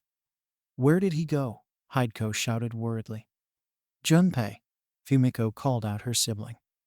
Genkei immediately turned his nose to a canine and began sniffing the air to locate his son and later to chastise him. Meanwhile, with Junpei. This is troublesome," Junpei mused quietly as his feet weren't on the ground. Instead, he was hanging on a branch on the tallest tree of the park by his shirt. He did not know why he had chosen on a tree instead of the ground. Did he picture the day that he and Katsuki had competed on who could get on the tree fastest, and his memory got him into the place that he recognized that he stood before? "Should it be because I picture my point of view over the tree instead of the ground?" he hummed before shrugging, or trying to shrug as he remained still on the branch. Still, his thoughts were brought how a child preferably calling himself a man, but because of how he was right now, he couldn't say much had now a family when his previous life. He was an orphan brought to a family by a man who he would call a teacher and father figure. He didn't have much in his previous life, but life had took a turn with him having a life with a lovable family. Before he could continue musing about his family, his father had appeared just under the tree with a worried expression. Although Junpei was slightly freaked out how his face morphed from a hound to a human. Guess he should now get used to how this world changed the characteristics of said person. "Junpei, hold still," Genkei called, his arms morphing into a bird and helping him down. He could have simply used his quirk to descend, but he was suddenly feeling tired, and as soon as his father laid him down, he had fallen asleep. "I should probably work this out." With those final thoughts, Sandman had taken him. The next day was simple enough, except that his family had freaked out about his disappearance and asked him about it. He lied about that he felt a pull in his mind, and he was suddenly on the branch. His parents had wondered about the full extent of his ability, as neither of them had a family member with a teleportation quirk. While the kids wowed at Junpei's sudden capability to teleport, his parents knew the danger of having such power, as it could be advantageous on both sides of the law. For now, he had promised them that he wouldn't use it unless it was necessary, and he had worked out with it. While reluctant, they agreed and continued with their days normally. Just so happened that Junpei planned something to use it fully. Days passed by, and he continued testing with his quirk, while his mother watched his usage of quirk and even giving some tips as her quirk had the same aspect as him. While most of this training was with his mother or teaching him slightly as his age was hard for the body to compel completely, they did it barely half an hour before Junpei slumped down wearily. "Damn, this premature body," Junpei thought irritably, panting wearily. "To think that I'm left in this state after half an hour of training. At least, it is a new experience for me learning with my mother." "You did well, Jun-kun." "Yes, you did." Hideko gushed as she used a towel to wipe his sweat off his forehead. "Why don't we go and see Izuku after a bath?" Junpei smiled. "Yeah, Mama." With that, Junpei was left in the care of Inko, while she went to get his brother and sister and get groceries for dinner. They had been playing heroes with Inko as the helpless civilian. As expected, Izuku had disguised himself as All Might in an onesie while he was. Well, from what he had known, he was disguised as All Might's current sidekick, Sir Nightai. He simply grabbed glasses with the lenses, a tie, and barely brushed his hair to match his style. Izuku had asked what I was pretending to be, and I simply told him that I was someone that All Might knew. And he even asked how I knew it. And I simply lied to him that his parents had told him stories about All Might. In any case, they continued playing with other things apart from being heroes. Junpei could feel that even if Izuku was trying to pretend that it was fine, the news about his status had him force a smile on him, which he basically hated it. Kids, would you like sandwiches? Inko asked from the kitchen. Yes, Izuku called out, holding an All Might figure. All right, kids, just wait for a moment. Junpei watched Izuku, while holding another toy and pretending it was the villain, on how he felt. Izuku stopped playing his toys and noticed him staring. Jokun. His voice was so low and defeated, lacking the warmness that he was used to. He hated it. He hated how a great guy like him was brought to this state. Like the original canon, without him, he would have been worse than anyone would have imagined it. He almost believed the alternative versions of him. Why, yeah, Aiken, he hedged warily, having given him a new nickname since Deku was not something he should say it until much later. Do you? Izuku paused hesitantly, like trying to come up with a better word. Do you think that I can be a hero without a quirk? Junpei gulped silently. Of course, he would have asked that question. He didn't have yet an answer, but he could feign ignorance for now. Why, you ask? Why me? Izuku shook his head dejectedly. It's just, most kids at school tell me that I can't be a hero, and pushed me aside. Everyone but you. He looked at him in the eyes. And God, his eyes, spoke volume of how he didn't wish for him to be pushed away. His last close friend. Can I really be someone like All Might? There was a tense silence. Silence which both of them hated it. Junpei understood a part that All Might spoke to him. That heroism wasn't something that anybody should be. But on the other hand, that was rubbish and ironic. Rubbish, because being a hero didn't mean that someone with a cape was a hero per se, and the others should remain safe. Every life is a danger and a challenge that everyone must overcome. And ironic, because that bastard that thinks of him as the symbol of peace had the gall to tell another one that heroism was dangerous, when he was quirkless before being picked up. He might respect the man for what he does, but there is a limit of idiocy. Sigh. What he was going to do. Anyways, Izuku remained quiet, obviously still waiting for an answer, which he now had. You want an answer, Aiken? Junpei asked softly, which Izuku nodded. I'll be honest with you. You are not ready yet. Izuku was about to bawl his eyes out until he heard the yet, and looked at him in confusion. Huh? What do you mean, Jokun? He sighed in relief that Izuku hadn't cried out yet. Listen, Aiken, you must understand that being a hero is hard. You get me there? Izuku slightly nodded, but there was the confusion in his eyes. You see, if you want to be a hero, you have to train. But I don't have a quirk, Izuku pointed out dejectedly. Junpei sighed. Aiken, having a quirk doesn't mean that someone can be a hero. Anyone with the right mind can be a hero. He then thought about it as there were comics, and had a character that he could respect despite that he got interested in those when he was an adult and could share with him. A week ago, I found an old comic that my dad had boxed and read about it.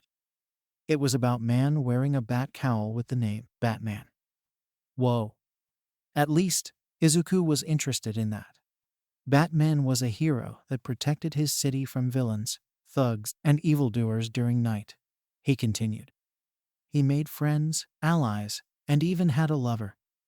Wow, he was a hero. That is cool, Izuku mumbled in awe. I wonder what his quirk was. SNRK, okay? He was a little bad that he snorted, but it was ironic that he asked that. Sorry, I still haven't told you that he was a normal being, which means he was quirkless. Just like you. Huh? Izuku asked incredulously.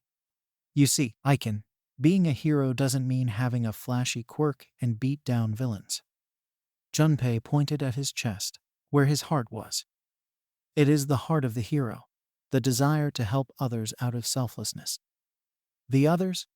Chi, they do it for fame and popularity. All Might does it because he wants to help. You understand the difference? I think so. There is something I learned from my brother and sister, I added. Most of the villains aren't evil as you think of. Why is that? Izuku asked skeptically. You cannot see the world in white and black, he explained. You must understand that villains aren't evil like most think. Some of them did out of desperation. Others were treated so bad that it was the only thing he could do. And most of them were misunderstood. Like Gang Orca, even if he is a hero, people still fear him. Huh, I didn't think about it like that. Izuku mused, contemplating everything. So, Junpei bellowed dramatically, which got Izuku's attention. As you friend, I'll ask my parents and have us go somewhere to train. Izuku's lit up sparkly. You would do that for me? He asked eagerly. Junpei nodded in agreement with a smile. Of course, I would do. We're friends, and that is what friends should do, he declared firmly.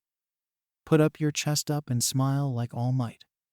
Both kids smiled like the hero and laughed joyfully. Sometimes, there were times that it was worth it. Unknowingly for them. Inko was leaning on the door with a plate of sandwiches listening everything that her son and her nephew had spoken. Much to her dismay that her son and Mitsuki's weren't going to be good friends. At least Hideko's son fulfilled where she couldn't. After hours of playing at the Midoriya's household, it was nighttime and time for him to return home. Hideko had come to bring Junpei back, and as they were about to leave, Inko called him. Junpei-kun. Junpei and Hideko looked at Inko in confusion, but he replied, Yes, Aunt Inko.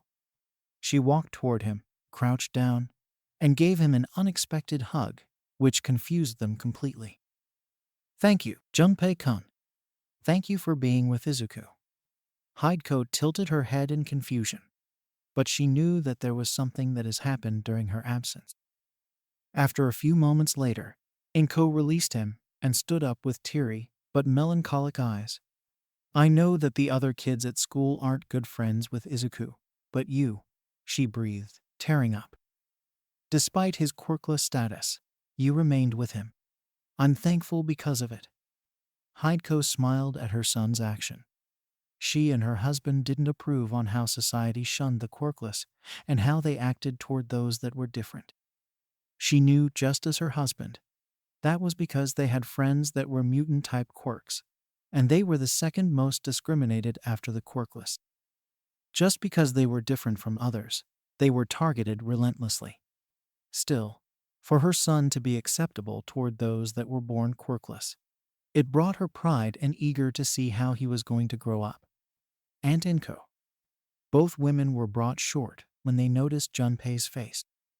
Hideko by far had seen many expressions on her sons and daughter, but seeing this kind of determination on his age wasn't something she expected at all. Why can't I be Izuku's friend? Junpei asked, sounding half childish, half serious. Being a 4-year-old kid, capable to speaking like an adult, was odd enough to be suspicious, and he should still pretend being a kid. Izuku is Izuku, no matter if he has or not. Am I wrong? Inko gave another teary hug and sobbed quietly, muttering thank you repeatedly. Hideko gave them both a moment with a small smile, but pride and joy building inside her. While the three people remained outdoor, they hadn't noticed a small kid who had eavesdropped them from the first time and began rushing toward his room. Getting under his blanket, Izuku was happy. Not happy, more than happy, he was ecstatic. Yes, ecstatic that he had one friend that didn't push him away, who did not shun him like the others, who believed in him and was going to help him to become a hero. Today, Izuku had the greatest day of his life, and even if he was quirkless, he knew that someone had his back. After leaving Midoriya's apartment, Junpei and Hideko walked toward their home in silence. After a few minutes, Hideko broke the silence. I'm proud of you, you know. Junpei looked up to his mother to see her smile in a prideful manner. Not the overconfident type, but the warm type. I'm proud that my son isn't as naive as I thought. She elaborated. They both stopped, and she crouched down, looking straight at his eyes. You are going to be a great hero one day, Junpei-kun. He felt. He didn't know. He wanted to cry, but it wasn't tears of sadness, but happiness. Like he had never cried before. Except the time that he was dying. Okay, moment ruined. Although he ruined the moment with his thoughts. His eyes were crying without a sob. With a small smile, Hideko wiped the tears and continued making their way home. Hideko was happy, and nothing could ever think of his son otherwise. Mom? HM, she titled downward, looking at her son. Can I train with Aiken somewhere together? She smiled, agreeing with that idea. Of course, I'll speak with your father about it. You have my promise. Thanks, Mom. Yeah, nothing would. Oh. A week passed by, but the waiting was worth it. Genkei and Hideko had talked together about training somewhere with Izuku, and they had persuaded Inko to take Izuku with them and get into a dojo for them and train. It wasn't a surprise that Junpei's brother and sister, Keiji and Fumiko, had begun training as soon as they started elementary school if they wanted to get into UA. Not surprising that his family were all heroes, and they were following their dreams behind. It was hard for them to look for some place to train 4-year-old kids, but they managed to find one. But it was a good plan if he was sincere. Why do you ask? Well, one, Izuku's body is as frail as a toothpick, not being offensive to him, and he needed the training to be able to defend himself against thugs or bullies. 2, it was planned for him to train his body and be able to control his future quirk, the one for all, without getting the lashbacks. And 3, it would be funny to see Katsuki's face when Izuku is able to defend against him without a quirk, and have him train more. In hindsight, it's 20/20ths for him, and a win-win situation. Today, his father had decided to guide them toward the dojo they were going to start. Junpei glanced at Izuku, and he noticed that he was excited to train, which can be considered that with his dream on the line, he needed to push his limits and make his dreams come true. Dad, where are we going? Junpei asked, noticing that his father shivered in nostalgia and terror. Those two emotions didn't work well together. Well, I took the liberty to talk to someone I knew before and asked him to train you too. Genkei answered, rubbing the back of his head sheepishly. Why didn't it assure him at all? We're here. Junpei looked up, and he was surprised, awed, astonished. Well, whatever. The thing was that he was looking at the biggest dojo that he had seen. The only type of dojo that had the same structure were in movies, comics, or places that the Yakuza lives on. He looked left. All concrete wall with green pagodas aligning next to each together. He looked right, same. I looked up and saw the sign hanging on the large double door. Unbreakable Dojo. Strange name for one. I guess there must be a story behind that naming. They walked up to the large door and Genkei loudly knocked the giant door.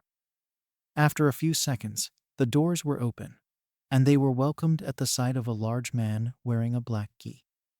If Junpei was sincere, the man literally looked like Heihachi Mishima from Tekken, but with more hair. His hair, a part that had 2 antennae like pointing at the back of his head. It was much longer, which was hanged in a ponytail.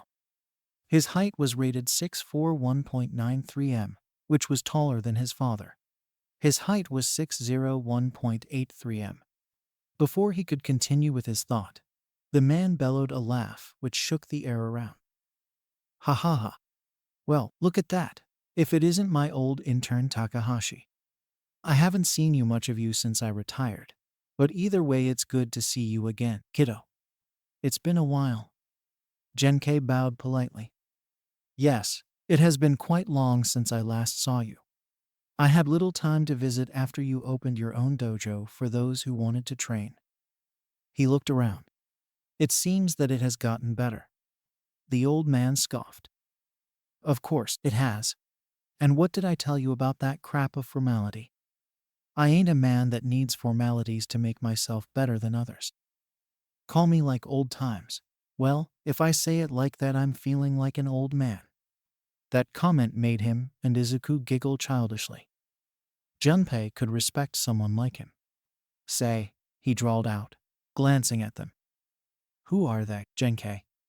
Genkei blinked in realization, smiled at his supposed teacher, crouched down to the kid's height, and placed his hands over their heads. This is my son, Takahashi Junpei, and his friend, Midoriya Izuku. I am Midoriya Izuku, sir. He stuttered nervously while bowing. I am Takahashi Junpei. He followed behind without the stutter. The man eyed them silently, crossing his eyes before nodding in approval. This reminds me of you, and that friend of yours when you first interned with me. He chuckled mirthfully. All right, kiddos. The name's Kongosuke Arata. So what pleasure brings me my old intern here in my dojo with his son and his friend, Chem. And I decided to put a name for the dojo's grandmaster instead of Zag. For those that don't get Japanese names at all, Arata Kongosuke means fresh diamond. Well, a week ago my son asked Hideko-chan if he could train with his friend. Knowing fully that they wanted to become heroes, we talked about where we could send them to train, and I recalled that you had opened a dojo a few years ago and called you here. We talked with Izuku's mother and persuaded that to be prepared, he needed the training. Genkei explained. Good, you finally used that brain of yours. Arata chortled, earning a deadpan from Genkei and childish giggles from Izuku and Junpei. He glanced at the kids, and they returned back, noticing the desire to become heroes, something that any others shamefully using the term heroes didn't have. I see the fire in them. Arata nodded. All right, I think I can work with them. So, what can you tell me about their quirks? My son had his quirk checked last week, and we called Magic Eyes. I know. It's a stupid name, but we can work it out, and it's similar to Hideko-chan's magnet quirk. But he can levitate organics too or anything that has mass. Genkei explained before cringing. As for, Izuku, he is quirkless. Arata glanced sorrowfully at Izuku, which he looked down, not wanting to be reminded of his quirkless status, but he shook it off immediately and stared determined at Arata, and he was surprised by it. This kid, Arata thought before nodding. All right, quirk or not, that is not a problem here. I vow in my honor that I'll train these two kiddos to fully pledged heroes. He stated firmly, which earned an eager Izuku before he clapped loudly. All right, enough of this crap about that. Let's get inside and get you to your application, shall we? He said before entering his dojo and the others following behind. Just as they walked inside, Genkei mumbled. So nostalgic and terrifying his training. Arata stopped mid-walk and glared over his shoulder at Genkei. What was that? He growled menacingly. And nothing. I didn't say anything. Genkei yelped fearfully. Junpei was quite confused. Who was this old man, and how come that his father feared him? He understood that he mentioned something about an intern, but it was better to forget this moment and maybe use it as a blackmail. Walking inside, they noticed many families with their kids waiting, probably those that wanted to take part of the dojo and train. Izuku was in awe, while Junpei expressed with a not bad expression. Hey, you two must be the last one. Junpei and Izuku turned to the female voice that spoke to them. Junpei immediately noticed the ginger-haired girl that had a small ponytail tied to the side of her head and the green eyes. I didn't think that I would meet her until we entered Yua. Junpei mused quietly. Then again, I would probably meet others before entering at that time. I am Kendo Itsuka. It's nice meeting you too. She greeted warmly. I'm Takahashi Junpei. Same. He smiled. I'm Midoriya Izuku, and nice to meet you too, Kendo-san. He stuttered politely, internally screaming over talking to a girl. Itsuka glanced at Izuku oddly before leaning on Junpei. Is he always like this? She whispered. Junpei shrugged. Not always, but it does when he speaks with girls. Izuku reddened in embarrassment. J-Jukun, She didn't have to know that. Itsuka giggled on her hand in amusement. You two must be close. Junpei rolled his eyes playfully. You don't know the half of it. Ever since I met him 2 years ago, I have to be the responsible one. Not like the other. He grunted in disapproval. Itsuka raised an eyebrow in confusion on how he voiced out in slight venom when he mentioned the other, but didn't bring that up as she noticed the uncomfortable expression of Izuku's. Anyways, you are here to learn how to fight, right? A friend of my dad recommended this place, telling him that it was one of the best places to train. So here I am, about to learn to kick butts, she declared. The two childhood friends laughed at her excitement. So, what are your quirks? She asked as her hands began enlarging slightly. Mine is big hands, which, as you can see, I can grow my hand bigger than normal. Junpei noticed how Izuku was uneasy with it, so he began, making his eyes lose the white sclere to black and his amethyst pupil shining like a beacon. Mine is magic eyes, capable of levitating anything. So cool, Itsuka said in awe before looking in expectation at Izuku. What about you? That did kill the moment as Izuku looked down dejectedly and Junpei sighed. About that. Hey, if it isn't the worthless Deku. The three kids turned to the source of the voice, and their reactions were varied. Itsuka looked confused, but the way the kid talked about Izuku didn't put her well. Izuku didn't muster to talk but remained slightly firm. But Junpei, he literally snarled at the fatso of a bully that followed Katsuki all the time. There it was, Yujiko Zashi, the plump child with the pterodactyl quirk. Unfortunately, he had gotten fatter than before, which his wings barely managed to support him at all. Zashi, Junpei growled, frowning in irritation at one of many bullies. Deku, the worthless kid, and the one who wanted to be a hero. How can you be a hero when you're quirkless? The fat kid mocked, his cheeks flapping on every move. That commentary made a few of the families whisper and look at Izuku, stepping away like if he was a disease. It sickened Junpei completely. Genkei frowned in disapproval on how the kid acted. Nobody should act like that and pretend to be a hero. That is not something a hero would do. Zashi, that's not nice. His mother, slightly fatter than her son, spoke with little hint of chastise, which meant that even she was a quirkist bitch. But it's true. He defended himself, looking at his mother and pointing at Izuku. Oh, Zashi, Zashi, Zashi. The fat pterodactyl flinched when he noticed Junpei glaring at him with a mischievous smirk, which all kids of his age were used to. I didn't take you for being in heroic too, you know. With that body of yours, you can barely lift yourself. What are you going to do if you become one? Press the villains with your fatness? He chuckled, Itsuka snickering behind and Izuku barely holding a snort. The other families and his father snickered under their breath with Genkei holding his breath with his hand. Takahashi, Zashi hissed embarrassedly. I'm not fat. I'm big-boned. Keep saying that if you believe it. Junpei scoffed. Young man, it is not nice to speak like that to my dear Zashi. His mother scolded him, finally putting an expression on her face. It is also not nice talking to my friend like that, Junpei retorted. Alas, it is true. When we were kids, he barely flied on the air, and now that he looks fatter, even his quirk can't stand it. That earned another unhidden snicker around them. Why you? The lady snarled, raising a hand before another hand grabbed her wrist. She was about to snap out of the person who grabbed her hand before paling, when she realized that the person who grabbed her wrist was the owner of the place, Kongosuke Arata. What is the meaning of this, ma'am? Were you about to strike a child? He asked, not demanded, glaring at the cowering woman. He even emitted killing intent that a few families reacted. Izuku and Itsuka reacted accordingly, getting behind Junpei, who slightly shivered and cowered behind. I, she stammered fearfully, getting all the kai on her. Zashi wasn't even feeling better as Junpei noted the small puddle forming between his legs. I can see now that he is not a material in this dojo. He continued, releasing her wrist and turning around.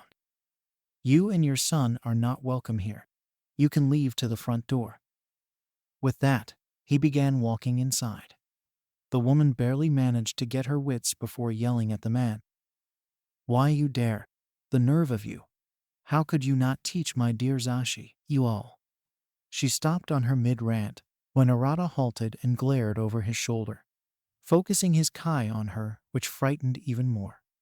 Zashi's mother trembled even more when Arata put himself in front of her. I won't tolerate this kind of attitude for those that joins this dojo. I won't teach brats that lack sense of honor and morale. So if you won't kindly leave this place, I'll make you. He growled menacingly. Fine, she yelped, managing to gather the little witch she had and grabbed Zashi's hand. We're leaving. We can always find a better place rather than here, taking classes with those kids. She glared over the kids that mocked her dear Zashi. Fuck you too, Lady Junpei thought with a deadpan expression. Izuku gave her a blank stare, while Itsuka stuck her tongue out and pulled down her eyelids at the old hag. Junpei then noticed a few families left with her, but most remained in the dojo. I guess there are other families that knows what he was talking about or something. Arata huffed before inspecting the remaining families. All right, with that done, for those who wants to join, come inside, and I'll get your registration. The families followed Arata inside. Itsuka remained with Junpei and Izuku, while Itsuka's father talked to Genkei. It's nice of my daughter to befriend here, Itsuka's father said to Genkei. The man was fair-skinned and had long orange hair, teal-colored eyes, and a matching stubble. I'm Kendo Itsuki, nice to meet you. Genkei raised an eyebrow, processing the name. Itsuki. And your daughter's name is? I know, you named your kid after yourself, and changed one letter of her name. My wife left me in charge of her name and well, I had a hard time with it. The man named Itsuki chuckled in embarrassment. Genkei chuckled in amusement. Yeah, I get you. I left the names of my first son and daughter to my wife. I came up with my second son who's talking with you, daughter. The name's Takahashi Genkei. It's nice to meet you. Likewise. Itsuki frowned in realization. Aren't you? Yes, I'm a hero. He admitted with a nod. I'm currently on my day off, and I decided to take my kid and his friend here. The master over there is an old acquaintance during my youth. Ah, I see. Itsuki nodded in understatement. What brings you here with your daughter? Genkei asked, eyeing at the kids chatting amicably. Apart from training, I mean. Well, my daughter dreamed to become a hero, and she decided to train to become one. He chuckled humorously. I knew someone who used to come here and told me about it. I was interested in it, to which I decided to have her train here. What about you? Well, my kid got his quirk weeks ago, and he was fine with it at first, but then, he frowned sadly, watching Izuku laughing with his childhood friend and new one. His friend wasn't so lucky. Ah, Itsuki nodded solemnly. As I heard before, he was born quirkless. I can understand the grievance of it. I had friends too, you know. That it would seem. Genkei sighed, rubbing his head. But one day, my wife explained that Junpei, he cracked a small smile, recalling what they talked about. Junpei was fine with him being a quirkless, and he decided to help him to become heroes, you know. It reminds me much of his mother. As the fathers talked to each other, the kids remained chatting. That was something you don't see every day. Itsuka commented, slightly awed at how Arata put the woman down. I wonder if that is his quirk. If not, I want to learn that. I have to agree on that. Junpei nodded. I don't know. It seems kind of excessive.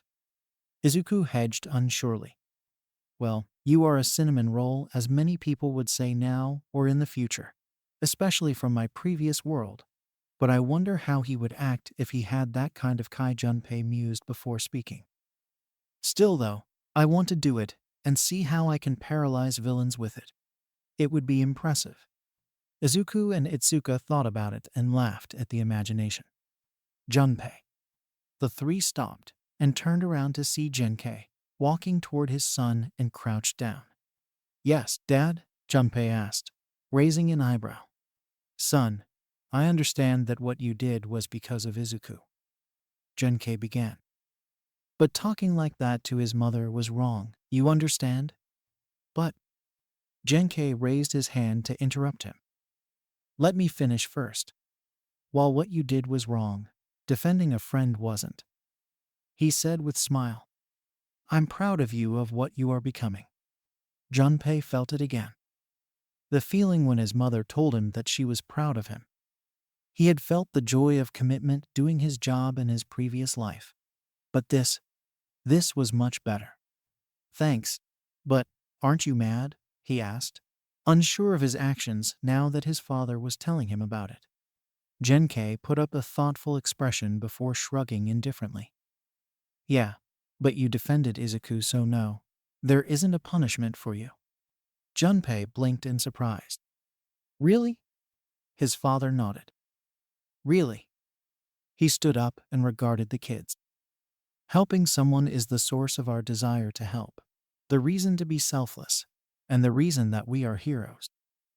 Take it to your hearts and remember that fame is not something that all the heroes does. All right.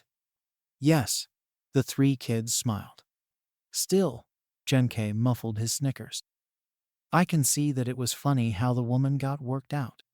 And I can agree on what you said, Junpei. He whispered, snickering. The kids giggled in agreement. Still though, remember, don't let your emotions cloud you. It will someday bite you back, understood? He said sternly. Yes. Arata watched from where he stood and grinned. I guess he has taken my words to his thick skull and heart. Not bad, little pup, not bad. Getting all the families into the registration office. The three kids watched in awe on how big the place it was. Wow, so old school. Itsuka mumbled in awe, which a few family members who were close to her nodded numbly in agreement. Genkei watched in nostalgia. His time here had recalled some memories, and even some phantom pains in his body, especially his head, but nevertheless, it was good to see the old place intact. There were some seniors training or sparring, and few of them stopped to see the new kids that were about to join. So as I mentioned before, Arata began. My name's Kongosuke Arata, and I'm the Grandmaster of this dojo. You may address me as Grandmaster, Master, or Old Man. I don't care much about formalities. I used to be a hero in my early days as an active hero, but I decided to retire and open this dojo, which was my old office, and train those that wants to learn self-defense. But that doesn't mean that I'll hold your hands and compliment you easily. He said sternly. This will become a difficult path that most of you might surrender, cry to your parents, or vomit your guts. Listen to me well, you all, because once you had reached out the proficiency in my arts, you will become a different man or woman, and you'll shine like diamonds into the society. He declared in a motivational tone. A few children cowered at the first part of his speech, but hearing it more, it brought them some kind of determination instead of fear. Arata watched the kids change and grinned that he will be responsible of nurturing them into fine men and women.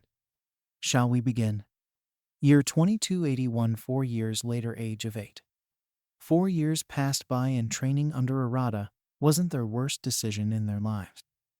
Sure, there were times that they had puked for overdoing it and received more punches than they could have returned back. But they had overcome most difficulties than many other kids of their age had done. Junpei, Izuku, and Itsuka had trained together for the most time, and Arata was to believe that these three kids had shown more promise than any of their ages.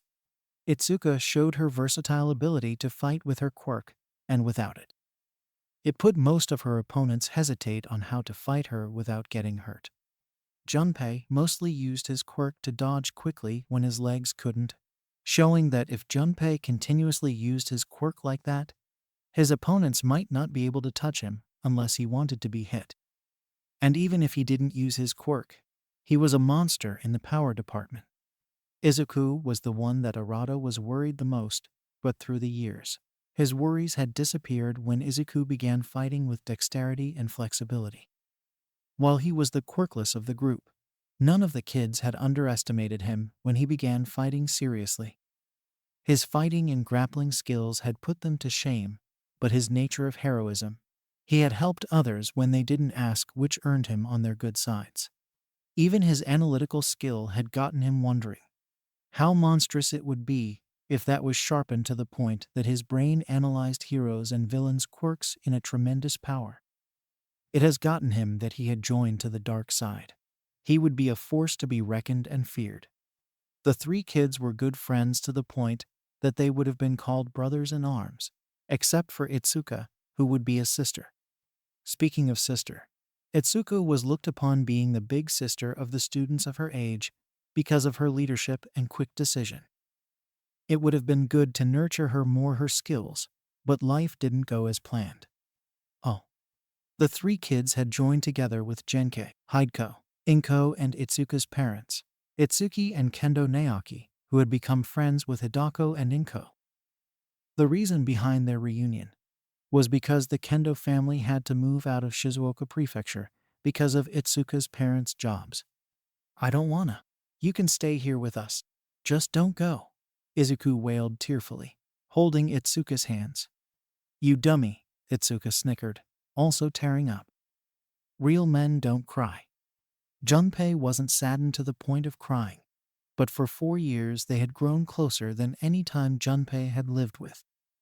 He sure had people in his previous life, more to those 2 little ones that he protected, but this was something he was going to cherish. He wondered now how they and the people he left behind were. "You should say something, Junpei-kun." Hideko pushed him softly with a small smile. "It's okay, Mom," he stated solemnly before smiling when Izuku and Itsuka looked at him. "This isn't a farewell. It's a see you later." Itsuka sniffed before grinning at him. "That's what I said. I'll train hard and show her how I grew," Izuku declared firmly, wiping his tears with his arm. Itsuka walked toward him and gave him a hug. Then, "See you later, Jukun." During the 4 years that they were together, Izuku had mentioned his nickname and Itsuka wondered about it. Telling her story behind the nickname, Itsuka wanted to say it too, and Junpei gave the approval, only if she won against him in one of the spars. It would say something that women want something when they put their hearts to it. She had won 1 spar against Junpei after losing many times, but once she won against him, she was delighted and sang her victory. Junpei shook his head with amusement and let her use his nickname. Not like she didn't get either. "Yeah, see ya, Suka," he said, returning the hug. Slightly reddened, Itsuka scratched her cheek before shaking it off and looking at Izuku. "I can continue training because I ain't going to neglect mine, so we 3 will become heroes at UA, okay?" Izuku nodded vigorously, sobbing quietly. "Okay. We'll get in contact, Suka." Junpei smiled, which Itsuka blushed and nodded. With that, the Kendo family moved out, and the 2 continued training together. Arata was saddened of her departure, but he had given her some routines for her to train, and that she would be always welcome to his dojo, which she delightedly accepted. Weeks passed by and Junpei had announced his second quirk that his family were patiently waiting. The second quirk that he had chosen was Oni, because of his close combat capabilities. The surprising thing that had happened when his second quirk appeared. He had gotten 2 yellow horns poked out his skull. It was a simple day like any other day when Izuku noticed something small popping out his skull. Blinking in surprise, Junpei touched slightly his newly formed horns and was surprised that his second quirk had appeared. Sure, he had first told his family about it, and both Genkei and Hideko were overjoyed of it. The next day, he had told to the Midoriya, Bakugo, and even Arata, because it would be strange for him to notice the two popping horns on his skull. Izuku's reaction was subdued because while he began surprised, he was slightly jealous of it, but quickly shook it off as it wasn't very important for him to be resented. Arata's reaction was overwhelming in a good way as he simply cackled about it and shrugged the news like any other day. He wondered why, but he thought that age had him think that it wasn't important at all. And as for Katsuki's, well, let's say that the first reaction he expected was being livid.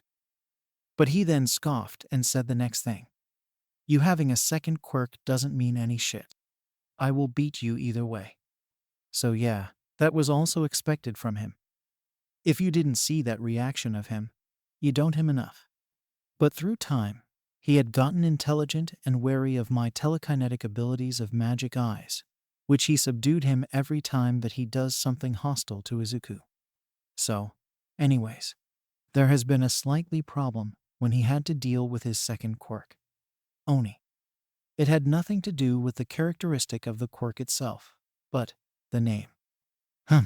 What should we do? Keiji grunted thoughtfully with his arms crossed. I mean, magic eyes and Oni sounds good by themselves. Fumiko pointed out in the same position as her brother. But in the quirk registration, we cannot register his quirk as both, but it should sound only one. What do you think, Junpei Atauro? The siblings said in sync, glancing at their youngest brother.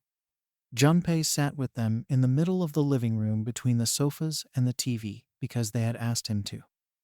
He didn't know what they were talking about until they began their conversation. It was strange that he couldn't write both quirks in his registration, as he recalled that updating it wasn't a problem. But writing two was, as there wasn't a case like his. So, as the youngest of all, he had one answer. How should I know? He enjoyed the way they face vaulted comically because of his answer. That doesn't help at all, they raged in unison. Ma, don't be so hard on him. Genkei chuckled in amusement, walking toward them and sitting on the sofa. It hasn't been ever a time that someone was born with two quirks. It might be hard, but we should be able to come up with something. Hideko giggled in agreement as she handed Fumiko a plate of fruits and sat with her husband. He's right, you know. We should be able to come up with something for Junpei-kun. But Mom, Keiji groaned, eating a sliced apple. If we knew that it would have been easier. Yeah, our quirks were easy to name them as it was obvious. Fumiko pointed out in agreement, caressing her fluffy tail. I mean, I thought that mine was Fox at the beginning, but when it grew up a second one, we then changed it to Divine Fox. And for Keiji's power beast, we thought that it was Feral Strength before. That name sucked balls, Keiji grumbled under his breath before yelping in pain. Yipe. Language, son.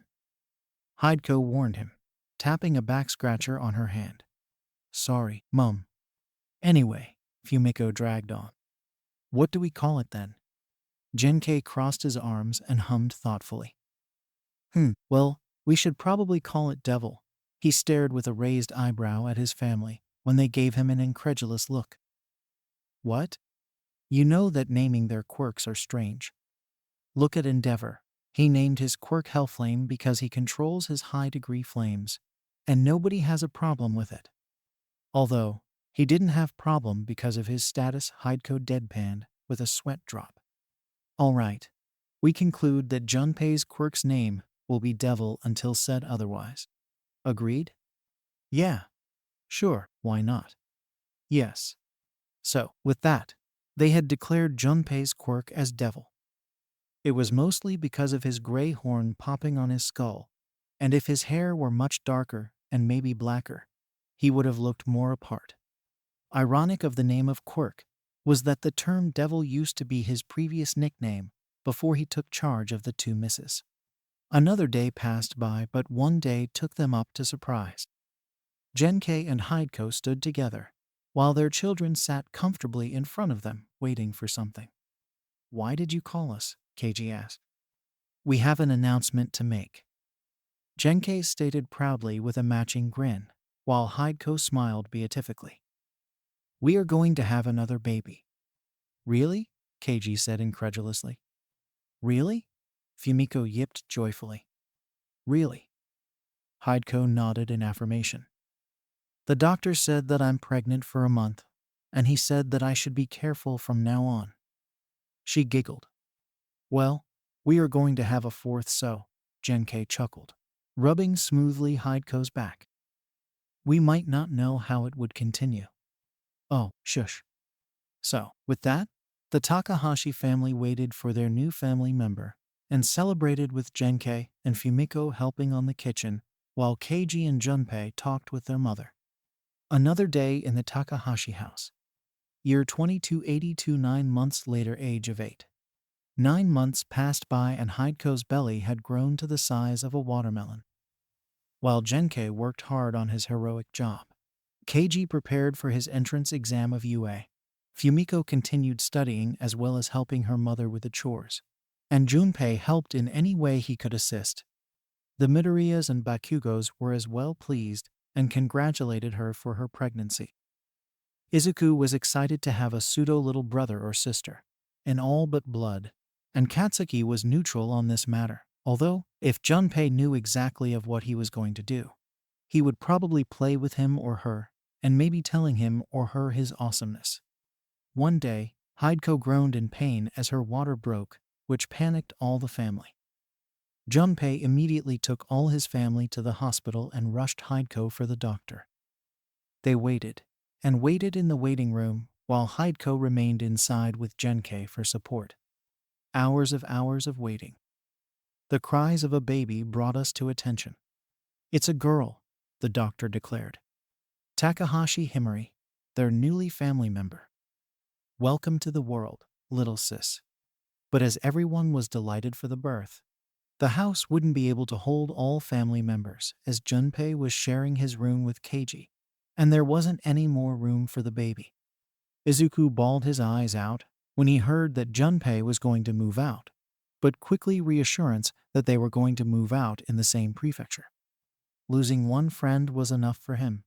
No need to lose another one when he was the closest one. And so, they moved out to a bigger house with enough rooms for everyone, 3 bathrooms, a large living room, and even a huge garden at the back of the house. Genkei looked around next to the cellar. Not bad. We'll take it." And so, they moved out of their new home with Junpei being the transported with his magic eyes' skill of teleportation. It was a good training for him to see how much weight and time he could take. While it was big, it wasn't like the house he used to live in his previous life, or in comparison of Momo or Shoto's homes. But, like he mentioned, while watching his mother cooing their giggling youngest, "Welcome to your new home, Himari-chan."